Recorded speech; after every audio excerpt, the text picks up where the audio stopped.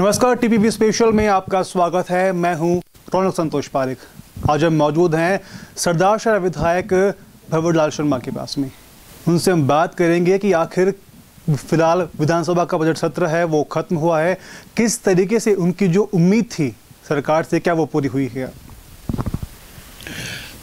ऐसा है, सरकार से जो उम्मीद थी निश्चित तौर से पूरी हुई है। जो बजट अब की बार रखा है, मेरे समझ में ऐसा संतुलित बजट आज तक तो मैंने देखा नहीं 35 साल के जीवन में। क्योंकि न तो कोई नया टैक्स लगा, कन्या महाविद्यालय करीब 200-378 आपके पीएचसी और मेडिकल कॉलेज, सड़कें, पानी का हर तरीके से बजट है वो संतोषप्रद है।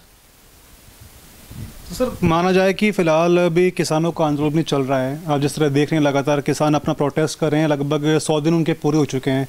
सरकार की ओर से किसानों का अलग से बजट लाने का प्रावधान भी अभी किया गया है। किस तरीके से वो बजट रखा जाएगा? क्या सरकार किसानों को और किस तरीके से रियायत देगी जिससे कि सरकार फिर भरोसा किसानों का बना रहे? देखिए, किसानों का बजट अगले साल रखा जाएगा, इस पे एक्सरसाइज चल रही है। जो किसान हित में बात होगी वो निश्चित तौर से उनको जोड़ेंगे, जो किसान के पक्ष में बात नहीं होगी उसको बिल्कुल हटा देंगे। ऐसा कानून बना देंगे जो किसान के हित में और किसान का बजट ही किसान का हो।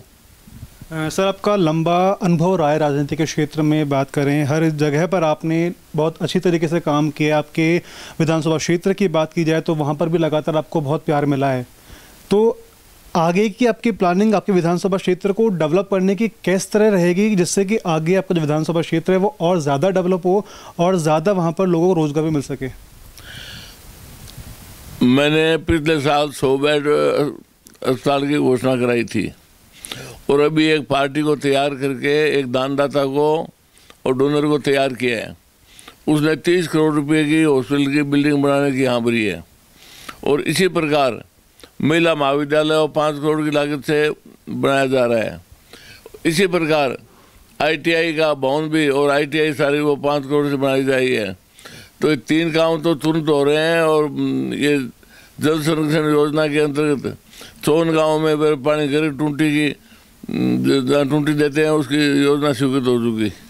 सर, जैसा कि आपने बताया कि किसानों का जो बजट है वो अगले साल रखा जाएगा, लेकिन बात करें एमएसपी को लेकर के, हाल ही में कुछ दिन पहले एमएसपी पर हरियाणा सरकार की और राजस्थान सरकार की बीच में ठनी भी हुई थी कि भी एमएसपी पर बाजरे की जो वैल्यू थी वो हरियाणा में ज़्यादा थी लेकिन राजस्थान में कम थी। तो क्या हम माने कि किसानों को लेकर सरकार अपना अलग एक बजट तैयार कर रही है, तो एमएसपी को लेकर के किस तरह पर ध्यान रखा जाएगा?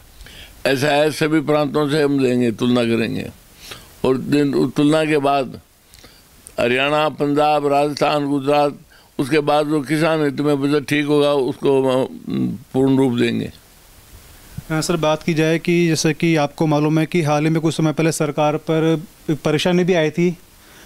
विपक्ष लगातार आरोप लगाता रहा है कि कांग्रेस सरकार में 2 धड़े हैं, वो लगातार बिखरी हुई रहती है, प्रॉपर तरीके से काम नहीं हो पा रहा है। उसके अलावा बात करें, युवाओं को बेरोजगारी भत्ता देने की बात करें, बेरोजगारी को ख़त्म करने की बात करें, युवाओं को रोज़गार देने की बात करें, तमाम तरह से विधानसभा के अंदर भी सरकार ने को घेरने की कोशिश की गई है। लगातार आरोप भी लगते रहे कांग्रेस सरकार पर कि लगातार सरकार अपने जो वायदे किए हुए हैं वो पूरे नहीं कर पा रही है।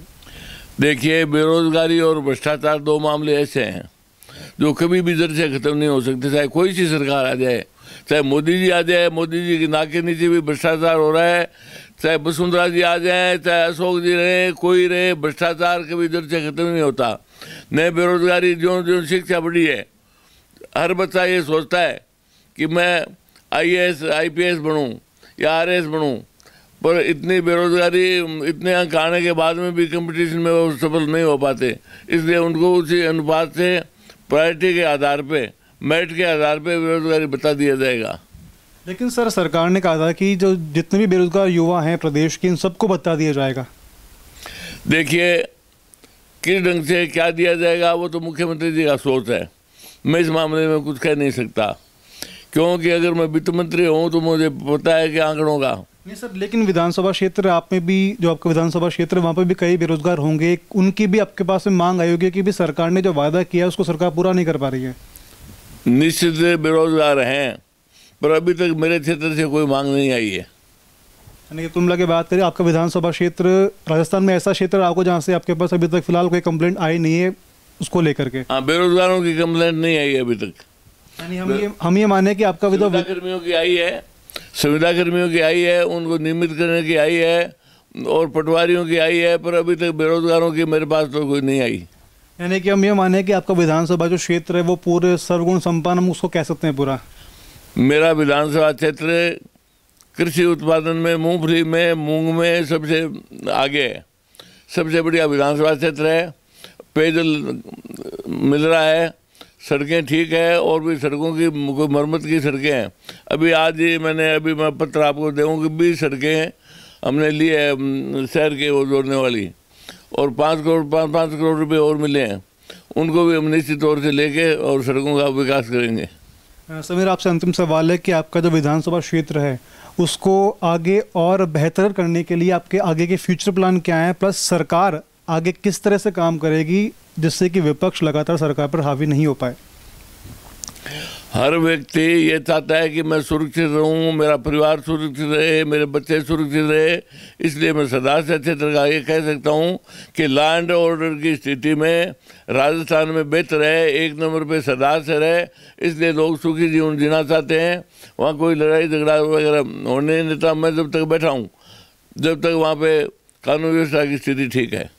सर, आपने कानून व्यवस्था की बात करी, इस पर मैं आपसे सवाल करना चाहूँगा कि अभी प्रदेश में, जयपुर में भी, राजस्थान में कई ऐसे मामले निकल कर आए हैं जिस पे लगातार सवाल उठते रहे हैं। अभी एक मामला निकल के आया था जहाँ पे पुलिस प्रशासन ने ही एक महिला के साथ दुष्कर्म किया था थाने के अंदर। तो किस तरह देखेंगे कि गृह मंत्रालय मुख्यमंत्री अशोक गहलोत के पास में है, क्या वाकई सरकार सही तरीके से लॉ एंड ऑर्डर काम करवा पा रही है?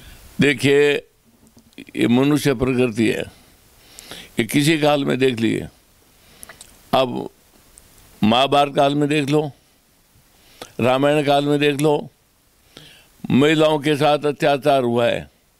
ये मैं नहीं कहता कि राजस्थान में नहीं हो, राजस्थान में भी है, गुजरात में भी है, आपके कुछ प्रांतों को छोड़ दीजिए, जैसे बंगलोर है, तो बंगलोर मेरी समझ में इस मामले में सुरक्षित है, कर्नाटका, और प्राय प्रांतों में महिलाओं के प्रति यौन उत्पीड़न, हिंसा, ये मामले आते रहते हैं। ये मुख्यमंत्री जी खाली एक बात पे तो बैठे नहीं हो सकते, से निर्णय ले सकते हैं। उस जिस थानेदार ने कुकर्म किया उसको तुरंत बर्खास्त कर दिया, उसके खिलाफ कार्रवाई चलेगी, वो जेल जाएगा, सजा काटेगा।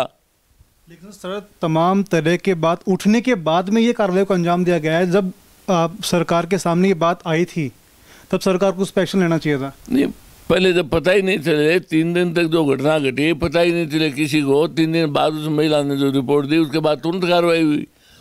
रिपोर्ट देने के बाद तो कार्रवाई होती है। जब एक आप बैठ के कोई चोरी करते हैं, पब्लिक को पता ही नहीं लगे, जिस दिन पता लगे उस दिन अपना चेहरा सामने आएगा। तो इसलिए वो बिल्कुल समय रहते कार्रवाई की है, समय रहते कार्रवाई कर रहे हैं।